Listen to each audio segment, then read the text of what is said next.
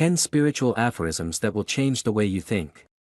Throughout the ages, there have been many who have transcended the domain of the ego and had gotten a taste of those delicious higher states of consciousness. Rather than keep their experiential knowledge and wisdom about the higher aspects of existence to themselves, they spread the word to others, be it through spoken word, written works, or other methods. Thanks to the sages, spiritual teachers, and everyday people who had an enlightening experience, we can ignite the light of expanded awareness concerning the higher aspects of the human experience and of existence itself from such people. There are an untold amount of spiritual aphorisms to be enjoyed by our higher selves, so we will take a look at 10 such aphorisms. May these timeless words nourish your mind and soul. Aphorism 1. A human being is a part of a whole, called by us a universe, a part limited in time and space. He experiences himself, his thoughts and feelings as something separated from the rest. A kind of optical delusion of his consciousness. This delusion is a kind of prison for us, restricting us to our personal desires and to affection for a few persons nearest to us. Our task must be to free ourselves from this prison by widening our circle of compassion to embrace all living creatures and the whole of nature in its beauty. Aphorism 2. Life is what you make it, this is very true, find beauty and magic in all things, and the love that sees you through. When you look at the world where you live, seek not your gain, but what you can give. When a man is poor, and hungers, and thirsts, serve not yourself till you serve this man first. When a man is down and seeks shelter from cold, give him shelter, you'll receive blessings untold. Live by the golden rule, do unto others as you'd have done unto you, and always remember, when you destroy a part of you, too. Life is what you make of it. Aphorism 3.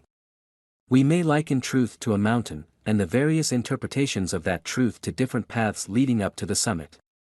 Many people are traveling along all of these paths, and every one, while he is at the bottom, thinks his path is the only one. He sees only a small part of the mountain, and may therefore be justified in crying to his brothers, "You are wrong.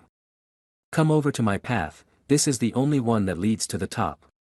But as all these people progress upward, they will see that the paths converge at the top and that they are all one in the ultimate. Aphorism 4. Do not believe anything, because it is said by an authority, or if it is said to come from angels, or from gods, or from an inspired source. Believe it only if you have explored it, in your own heart, and mind and body, and found it to be true. Work out your own path, through diligence. Aphorism 5. When you find the way, others will find you. Passing by on the road, they will be drawn to your door. The way that cannot be heard, will be reflected in your voice. The way that cannot be seen, will be reflected in your eyes. Aphorism 6. How people see the world is often a reflection of how they see themselves. If they think that the world is just a cesspool of lies and deceit, then they themselves may be full of lies and deceit. Watch out for those people who are always telling you just how corrupt the rest of the world is. As the saying goes, it takes one to know one. Aphorism 7. Ego is a structure that is erected by a neurotic individual who is a member of a neurotic culture against the facts of the matter.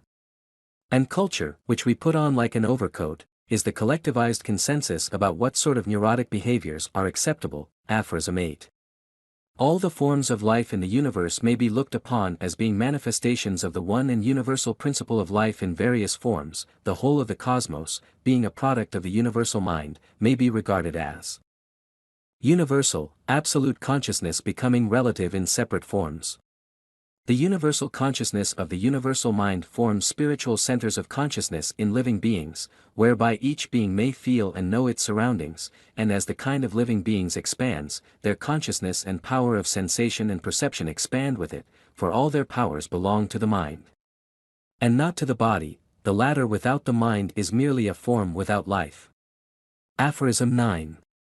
Since time without beginning, the nature of awakened mind and emptiness has consisted of the same, absolute non-duality of no birth or death, no existence or non-existence, no purity or impurity, no movement or stillness. No young or old, no inside or outside, no shape and form, no sound and color. Neither striving nor searching, one should not use intellect to understand nor words to express awakened mind. One should not think that it is a place or things, name or form. Only then is it realized that all Buddhas, Bodhisattvas and sentient beings possess the same natural state of great nirvana. Aphorism 10. There are two basic motivating forces, fear and love. When we are afraid, we pull back from life. When we are in love, we open to all that life has to offer with passion, excitement, and acceptance. We need to learn to love ourselves first, in all our glory and our imperfections. If we cannot love ourselves, we cannot fully open to our ability to love others or our potential to create. Evolution and all hopes for a better world rest in the fearlessness and open-hearted vision of people who embrace life. Operator, if you like our article, give conscious reminder a thumbs up, and help us spread love light. Operator.